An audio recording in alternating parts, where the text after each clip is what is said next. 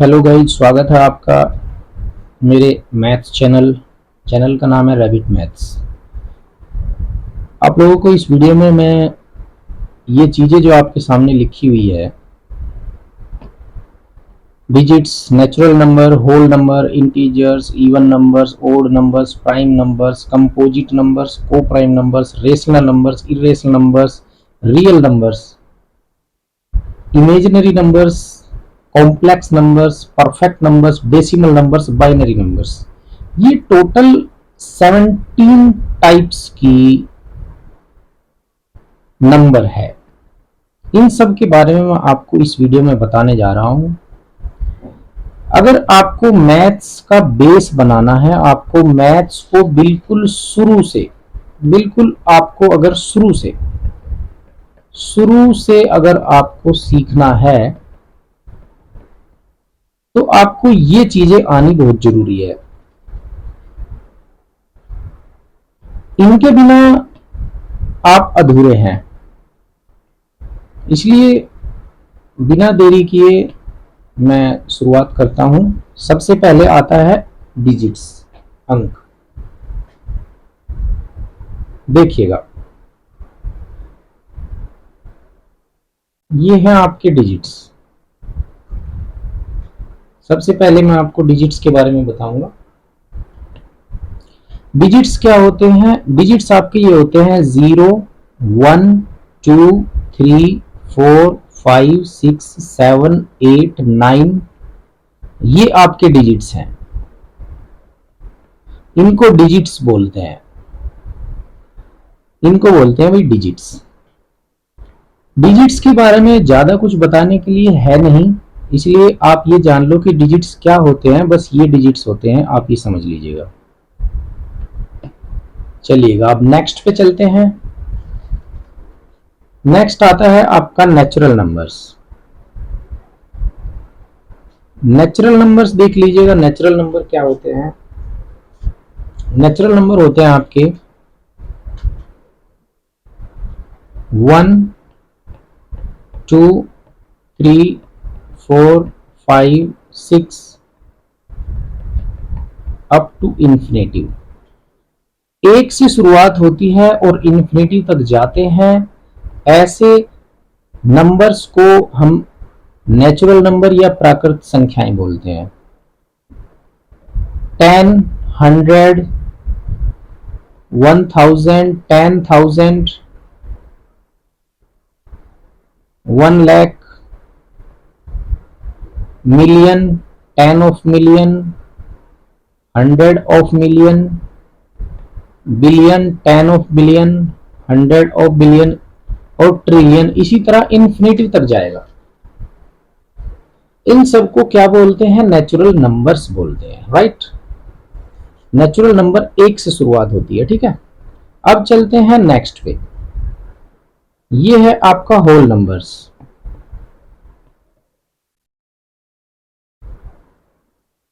देखिएगा भाई, ये आपके होल नंबर्स हैं। होल नंबर्स किन्हें कहते हैं? ध्यान से देखिएगा। 0, 1, 2, 3, 4, 5, 6 up to infinitive.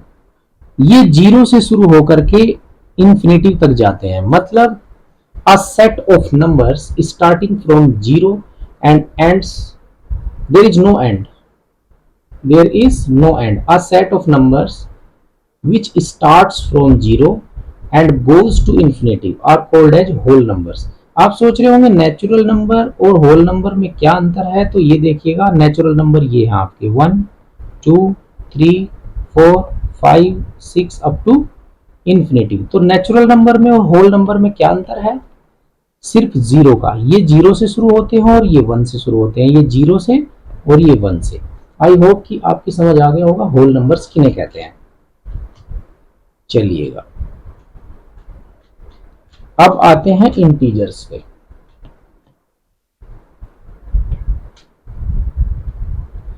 Guys, integers क्या होते हैं? इंटीजर्स मतलब पूर्णांक।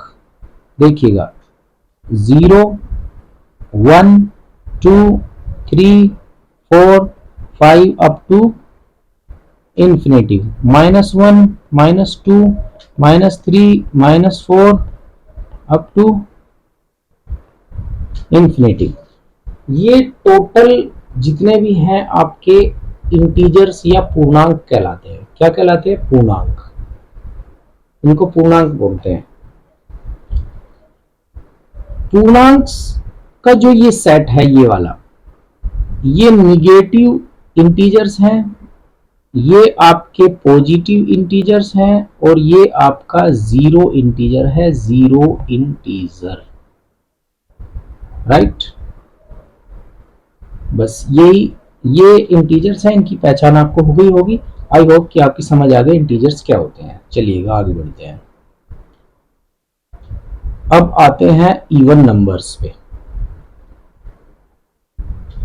इवन नंबर्स क्या होते हैं देखिए। इवन नंबर्स क्या होते हैं यहां देखिएगा। ऐसे नंबर्स जो दो से कट जाए, जो दो से कट जाए उन्हें क्या बोलते हैं? इवन नंबर कहते हैं। और एक डेफिनेशन तो ये ऊपर वाली होगी, एक दूसरी डेफिनेशन और है, जिन नंबर्स का, जिन नंबर का, नंबर को नंबर लिख देते हैं, जिन संख्याओं का यूनिट डिजिट, यूडी, इकाई अंक, इकाई अंक, जिनका इकाई अंक 0, जिनका इकाई अंक 0, 2, 4, 6, 8, इनमें से कोई एक हो तो वो सम संख्या कहलाती है। जैसे कि एग्जाम्पल दे देता हूं मैं आपको, एग्जाम्पल देख लीजिएगा। जैसे कि 20, 24, 28, 78, ये सब इवन नंबर्स हैं, क्योंकि इनका यूनिट प्लेस पे ये जो डिजिट है, ये 8, 6, 4, 2, 0 में से कोई ना कोई एक होगा ही होगा। और ये 2 से भी कटेंगी, दोनों कंडीशन फुलफिल करता है ये। तो पहली परिभाषा को फॉलो कर लो या दूसरी परिभाषा को फॉलो कर लो या इसको फॉलो कर लो, आपको पता लग जाएगा कि इवन नंबर किन्हें बोलते हैं। ठीक है, 20 को अगर 2 से काटेंगे वो भी कट जाएगा, 24 भी कट जाएगा, 28 भी कट जाएगा, 78 भी कट जाएगा। ये आप अच्छी तरह जानते हो। आई होप कि आपकी समझ आ गया होगा इवन नंबर कौन से होते हैं। चलिएगा अब चलते हैं नेक्स्ट पे। अब चलते हैं गाइस ओड नंबर्स पे। ओड नंबर किन्हें कहते हैं देखिएगा। ये आपके ओड नंबर्स, जो नंबर्स, नंबर एक डेफिनेशन, जो नंबर्स या जो संख्याएं 2 से न कटे उन्हें ओड नंबर्स कहते हैं, राइट। और करके दूसरी जो डेफिनेशन है, दूसरी डेफिनेशन ये है कि जो नंबर्स या जिन संख्याओं का, जिन संख्याओं का यूडी यानी कि यूनिट डिजिट, इकाई अंक, इकाई अंक 1, 3, 5, 7 या 9 हो, उनको विषम संख्याएं बोलते हैं। विषम संख्याएं, एग्जाम्पल देख लीजिएगा। 29, 27, 31, 43। देखिएगा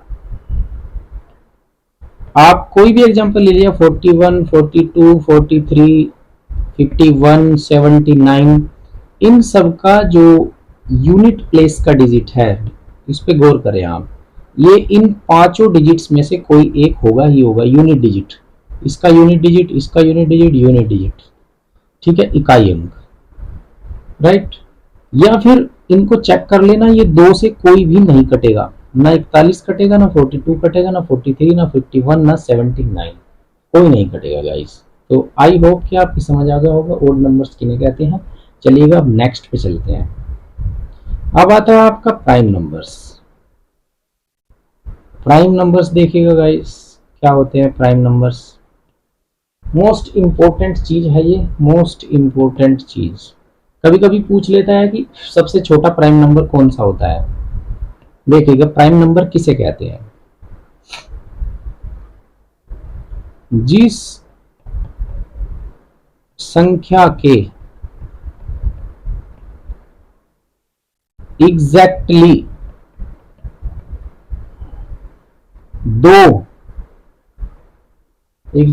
दो डिफरेंट या फिर यूं कह लो दो अलग अलग फैक्टर होते हैं, उसको क्या बोलते हैं, प्राइम नंबर बोलते हैं। क्या बोलते हैं, प्राइम नंबर। देखिएगा एग्जांपल देखिएगा, मैं ले लेता हूं 5 के हम फैक्टर करेंगे। 5 के जब फैक्टर करेंगे तो 5 को लिखेंगे 5 मल्टीप्लाई 1। तो इसके कितने फैक्टर हुए, इससे ज्यादा इसके फैक्टर नहीं हो सकते, इससे कम भी इसके फैक्टर नहीं हो सकते, इसलिए इसके एग्जैक्टली 2 फैक्टर है। तो ये क्या है, एक प्राइम नंबर है। समझ में आया कि ये एक प्राइम नंबर है। इसी तरह 7 को ले लेंगे, 7 के फैक्टर करेंगे, 7 मल्टीप्लाई 1 करेंगे, इसके इससे ज्यादा फैक्टर नहीं हो सकते और इससे कम फैक्टर भी नहीं होंगे, तो 7 भी एक प्राइम नंबर है, राइट। इसी तरह अब हम चेक करेंगे 8 को ले लेते हैं।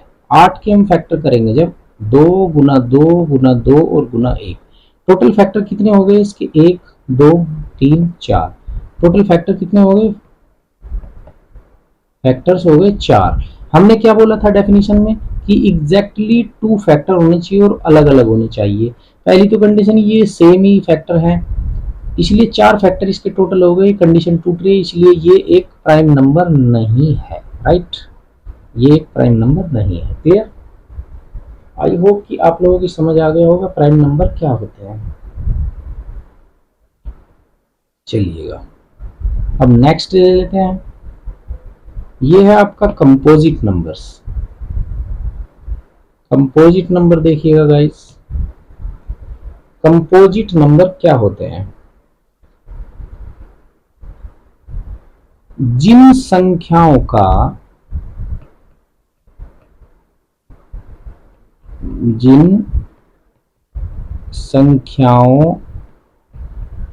के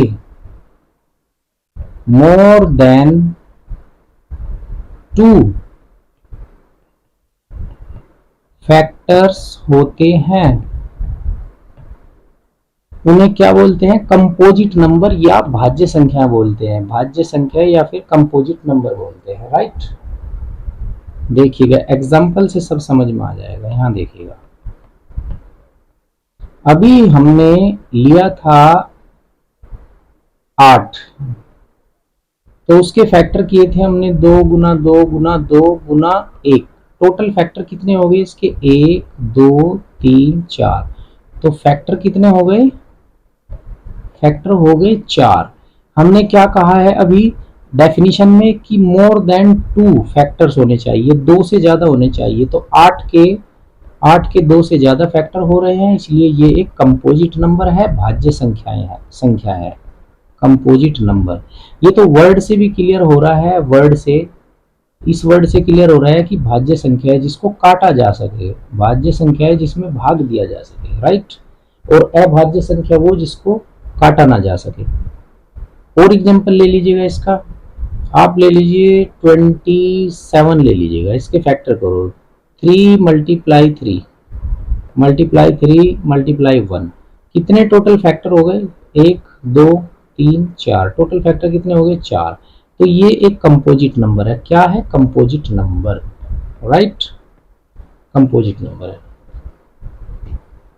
आई होप कि आपकी समझ आ गया होगा कंपोजिट नंबर्स कौन से होते हैं। एक एग्जांपल और मैं इसमें दे देता हूं आपको, देखिएगा। मान लीजिए हमने 7 लिया था, तो 7 का फैक्टर करेंगे हम 7 मल्टीप्लाई 1। इससे ज्यादा इसके फैक्टर नहीं हो सकते। हमने कहा था कि मोर देन 2 फैक्टर होने चाहिए डेफिनेशन में, मोर देन 2, लेकिन इसके तो ओनली 2 है, तो ये एक कंपोजिट नंबर नहीं हो सकता, राइट। आई होप कि आपको कंपोजिट नंबर समझ में आ गया होगा।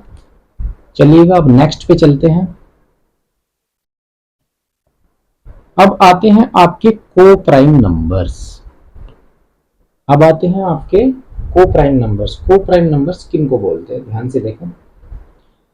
ये को प्राइम नंबर्स, को का मतलब होता है भाई सह, और सह का मतलब होता है सात। इसका मतलब ये हुआ सात अगर कोई किसी के है तो वो कम से कम दो आदमी तो होंगे ही होंगे। सात होने के लिए दो आदमियों का होना जरूरी है।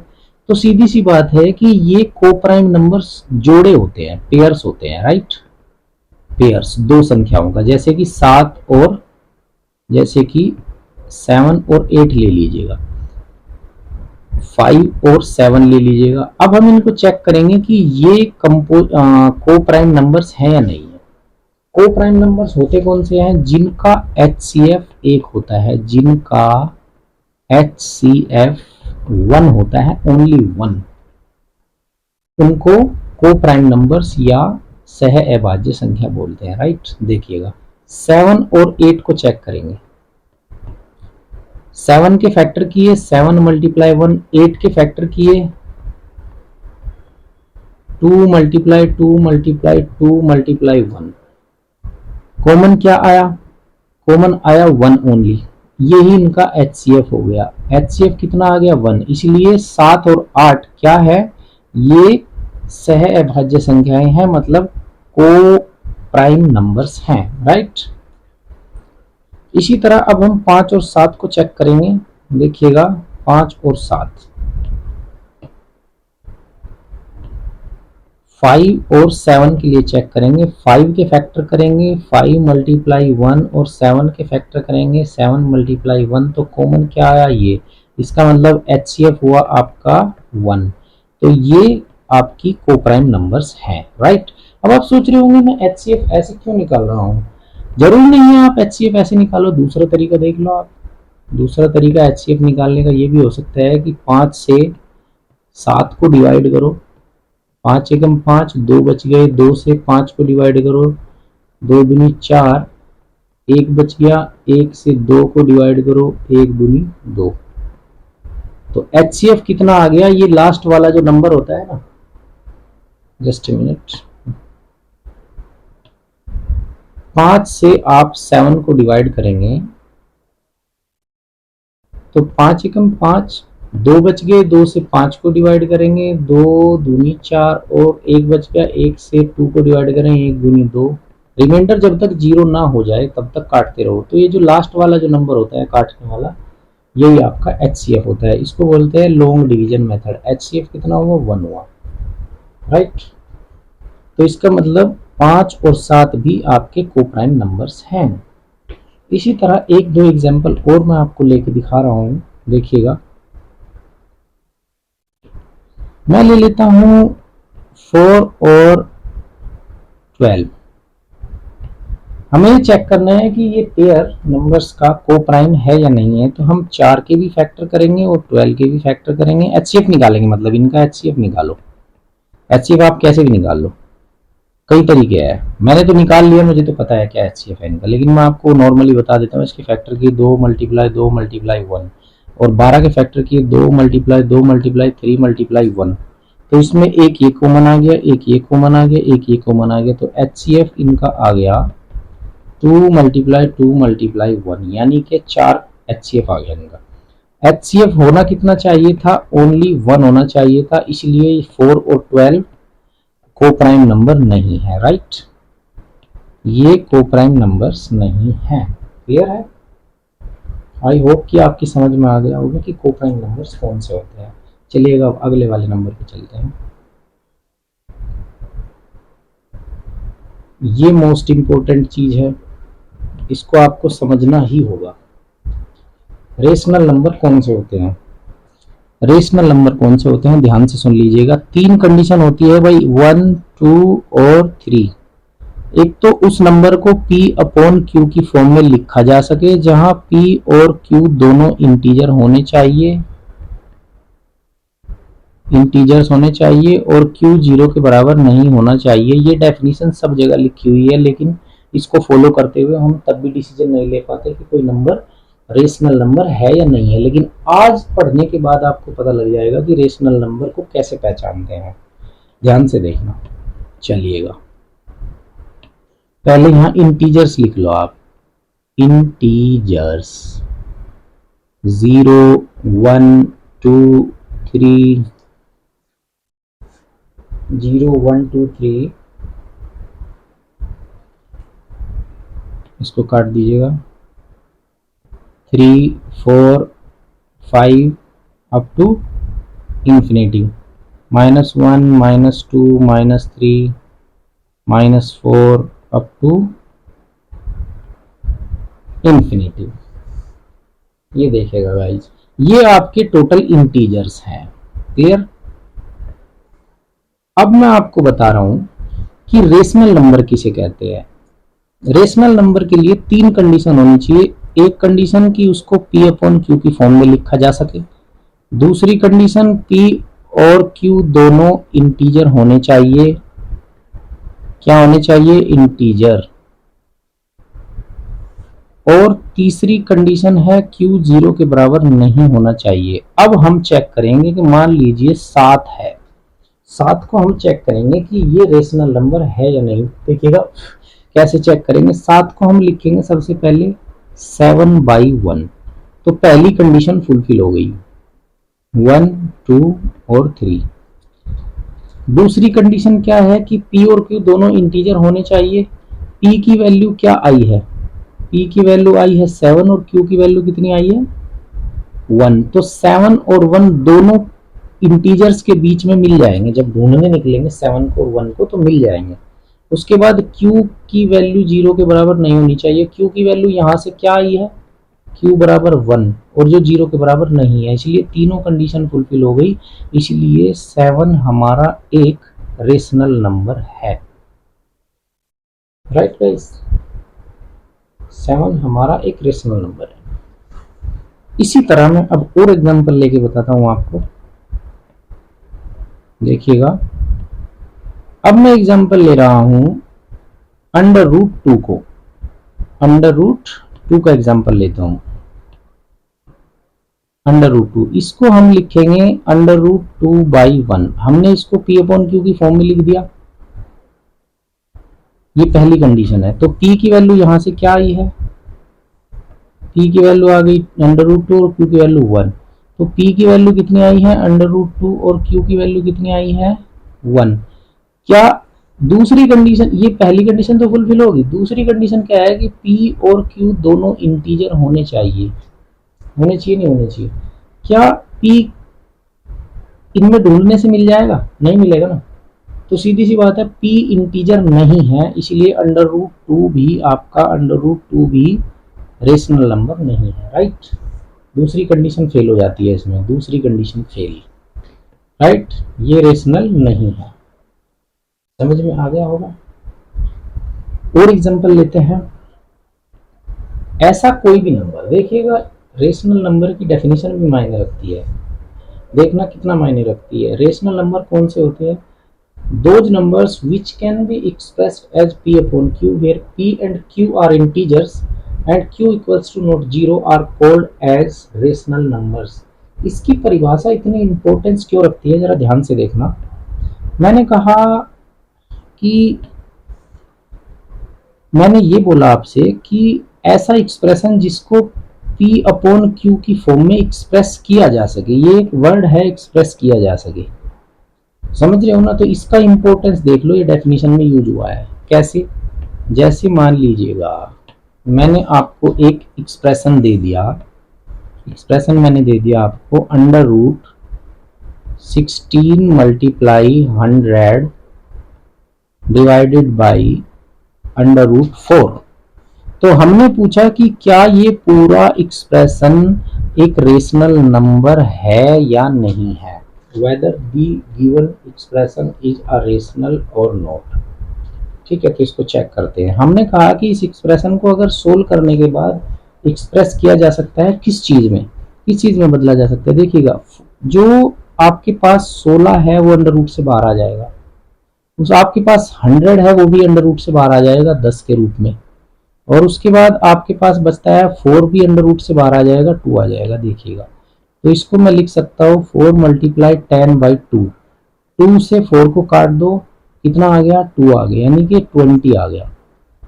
तो क्या 20 को हम डिसाइड नहीं कर सकते? 20 को लिखेंगे 20/1, यानी कि P अपॉन Q की फॉर्म में लिख दिया हमने इसको। उसके बाद P की वैल्यू कितनी आई है 20 और Q की वैल्यू कितनी आई है 1। 20 भी इंटीजर्स के बीच में मिल जाएगा और 1 भी इंटीजर्स में मिल जाएगा, यानी कि पहली कंडीशन भी फुलफिल, दूसरी कंडीशन भी फुलफिल। और Q की वैल्यू कितनी है 1, जो 0 के बराबर नहीं है, तीसरी कंडीशन भी फुलफिल। तो ये पूरा एक्सप्रेशन एक रेशनल नंबर है, ये पूरा का पूरा रेशनल है। आई होप कि आपकी ये बात समझ में आ गई होगी। रेशनल नंबर्स सबसे ज्यादा प्रॉब्लम जनरेट करती है, बच्चे नहीं पहचान पाते कि दिया गया नंबर रेशनल है या नहीं है। अब मैं पाई का एग्जांपल लेता हूं आपके सामने, बच्चे पाई में कंफ्यूज रहते हैं। अब मैं कहता हूं कि पाई को बताओ कि ये रेशनल है या इरेशनल है। देखिएगा, इसको क्या करता हूं मैं कि पाई बाई 1 लिख लेता हूं, तो ये P अपॉन Q की फॉर्म में लिख दिया मैंने।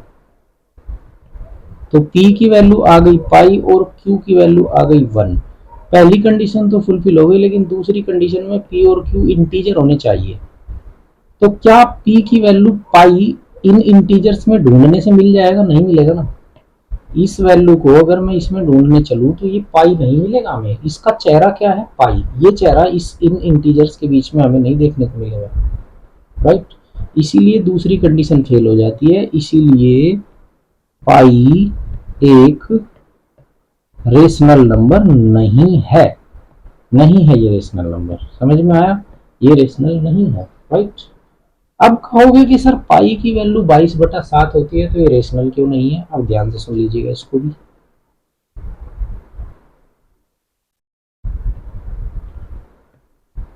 पाई की वैल्यू होती है आपकी 22/7। ये एग्जैक्ट वैल्यू बराबर नहीं होती इसके, ये अप्रोक्स वैल्यू होती है, अप्रोक्स वैल्यू होती है इसके बराबर। पाई की ये ठीक ठीक वैल्यू नहीं है। तो पाई की अपनी ही एक अलग वैल्यू है जिसको लगभग 22/7 के बराबर रख दिया जाता है। हालांकि 22/7 तो एक रेशनल नंबर है, ये तो रेशनल है, लेकिन पाई रेशनल नहीं है। समझ गए ना? क्योंकि पाई की जो वैल्यू है वो 22/7 के एग्जैक्टली इक्वल नहीं है। अगर एग्जैक्टली इक्वल होती तो पाई भी रेशनल होता। चलिएगा नेक्स्ट नंबर पे चलते हैं। अब आता है आपका इरेशनल नंबर। इरेशनल नंबर देख लीजिएगा, ऐसे नंबर जिनको P अपॉन Q की फॉर्म में ना लिखा जा सके, लिखा जा सके, ठीक है, उनको इरेशनल नंबर कहते हैं। इसके लिए ज्यादा कुछ कहने की जरूरत ही नहीं है। √2 है, उसको √2/1 लिख दिया और P अपॉन Q की फॉर्म में लिख दिया। लेकिन P इंटीजर होना चाहिए, तभी तो इसे P अपॉन Q की फॉर्म में लिख सकते हैं। और ये इंटीजर है नहीं, इसलिए ये इरेशनल है। इसके लिए ज्यादा कोई डेफिनेशन नहीं है। इसकी डेफिनेशन यही है कि those numbers which can not be expressed as P upon Q where P and Q are integers and Q equal to not 0। बस नोट लगाना है, जो रेशनल नंबर की डेफिनेशन है उसमें नोट लगा दो, बस डेफिनेशन पूरी हो जाएगी। लेकिन प्रैक्टिकली आपको मैं बता दूं, अगर कोई नंबर रेशनल नहीं है तो सीधी सी बात है इरेशनल है, राइट। चलिएगा, अगर वो तीनों कंडीशन फुलफिल नहीं करता तो वो रेशनल नहीं है, तो सीधी सी बात है वो इरेशनल है। चलिएगा, इसको आगे बढ़ते हैं लेके। अब आते हैं आपके real numbers. Real numbers actually होता क्या है? रियल नंबर्स होते हैं भाई आपके, इसमें सारे तो इंटीजर्स आ जाते हैं, नेचुरल नंबर भी इसमें आ जाती है, होल नंबर भी इसमें आ जाते हैं, और फ्रैक्शंस भी इसमें आ जाते हैं। ये तो इसकी डेफिनेशन बोलती है, जो हमेशा कंफ्यूज ही करती है। लेकिन अब मैं जो बताऊंगा वो समझ लेना। रियल नंबर होते क्या है? जिस संख्या का वर्ग करने पर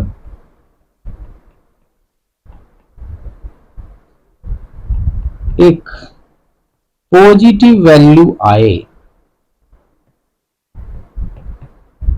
उसे रियल नंबर कहते हैं।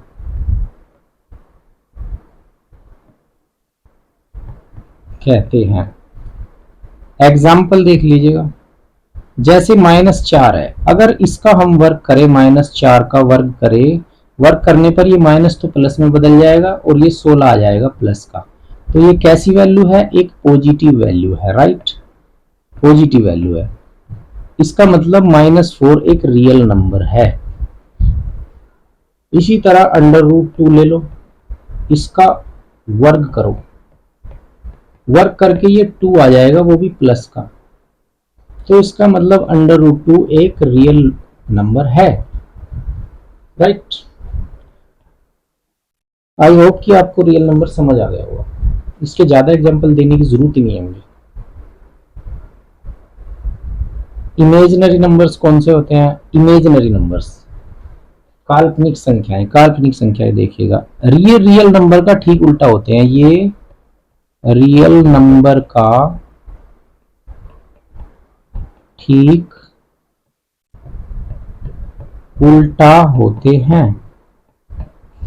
ओके, ये रियल नंबर का ठीक उल्टा होते हैं। कैसे उल्टा होते हैं देखिएगा, जिन संख्याओं का वर्ग करने पर एक निगेटिव वैल्यू आए, निगेटिव वैल्यू आए, उन्हें इमेजिनरी नंबर्स कहते हैं। क्लियर है भाई? क्लियर है ये चीज आपको? अब देखिएगा कैसे, एग्जाम्पल देखिएगा, एग्जाम्पल देखिएगा। जैसे कि √-4 है, अगर मैं इसका वर्ग करूं √-4 का, तो ये आ जाएगी, इसका रूट हट जाएगा और -4 रह जाएगा। ये कैसी वैल्यू है? एक निगेटिव वैल्यू है। इसका मतलब √-4 एक इमेजिनरी नंबर है, राइट। क्या है ये? इमेजिनरी नंबर, इमेजिनरी नंबर है ये, राइट। क्लियर है भाई? इससे ज्यादा इसमें कोई एग्जांपल लेने की जरूरत नहीं है। आप एग्जांपल लेंगे आपको क्लियर पता लग जाएगा। चलिएगा देखिएगा, और एग्जांपल ले लीजिएगा। इसके एग्जांपल ले लीजिएगा, ये √3 ले लीजिएगा, इसका वर्क करेंगे, वर्क किया तो ये एक पॉजिटिव वैल्यू आई, ठीक है। पॉजिटिव वैल्यू क्या आ जाएगी? +3 आ जाएगा, ठीक है। इससे ये √ कट जाएगा ना, तो +3 एक पॉजिटिव वैल्यू है और आनी चाहिए थी क्या? Negative value. तो सीधी सी बात है, ये एक इमेजिनरी नंबर नहीं है, राइट। ये इमेजिनरी नंबर नहीं है। क्लियर? दोनों एग्जांपल लेके बता दिए। अब नेक्स्ट पे चलते हैं, नंबर 14। देखिएगा भाई, कॉम्प्लेक्स नंबर या सम्मिश्र संख्याएं। कॉम्प्लेक्स नंबर या सम्मिश्र संख्याएं क्या होती है, इनको ध्यान से देखो। सम्मिश्र संख्याएं वो होती है जो रियल प्लस इमेजिनरी,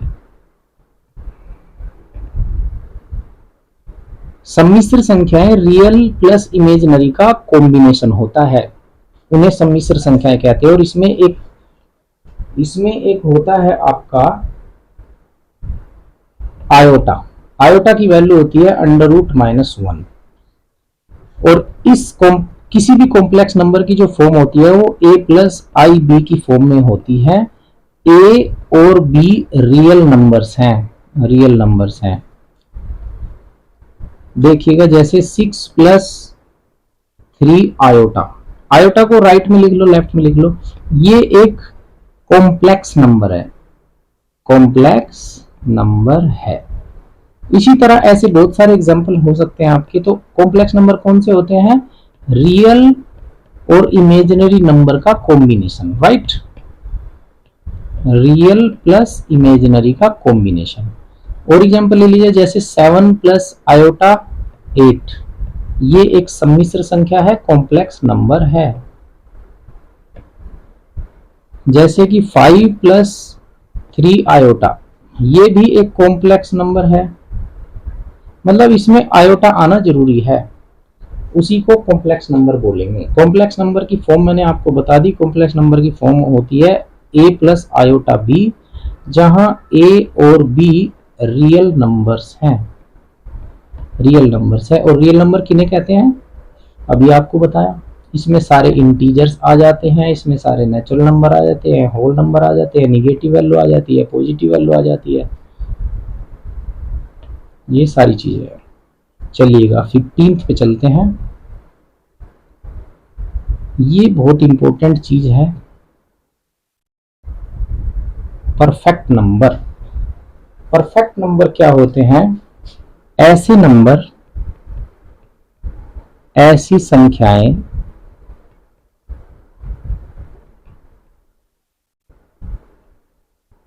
जिसके फैक्टर्स का योग ठीक संख्या के बराबर होता है।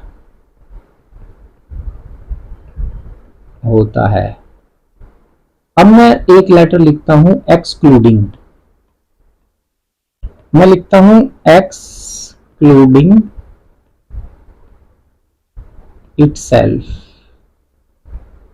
मतलब जैसे मान लीजिएगा, अगर मैं 6 लेता हूं, 6 के फैक्टर करता हूं, 2 मल्टीप्लाई 3 मल्टीप्लाई 1, तो 6 भी इसका एक फैक्टर हो सकता है, लेकिन इटसेल्फ, इसको छोड़ करके, इसको कभी इन्वॉल्व मत करना, ये डेफिनेशन में है। तो इसके हमने फैक्टर किए, फिर इसके फैक्टर्स को हमने जोड़ के देखा, 2 प्लस 3 प्लस 1 कितना आया, 6 आया। तो इसके फैक्टर्स का जो योग है वो इसी संख्या के बराबर आ रहा है, इसीलिए 6 एक परफेक्ट नंबर है। 6 एक परफेक्ट नंबर है, राइट। ये एक परफेक्ट नंबर है, समझ में आया। अब अगर आपको परफेक्ट नंबर निकालने पड़ जाएं, आपसे कोई कहे कि परफेक्ट नंबर बताओ 2-4, तो आप ये फॉर्मूला लगा लेना, 2 की पावर p माइनस 1 मल्टीप्लाई 2 की पावर p माइनस 1। अब p क्या है, p की वैल्यू आपकी है प्राइम नंबर्स, प्राइम नंबर्स। इससे अच्छा परफेक्ट नंबर्स आपको कोई नहीं पढ़ा सकता, मैं इसलिए बता रहा हूं आपको। प्राइम नंबर सबसे पहला है 2, तो 2 की पावर 2 माइनस 1, और फिर आप लिखेंगे, इसको ऊपर ले लो, मैं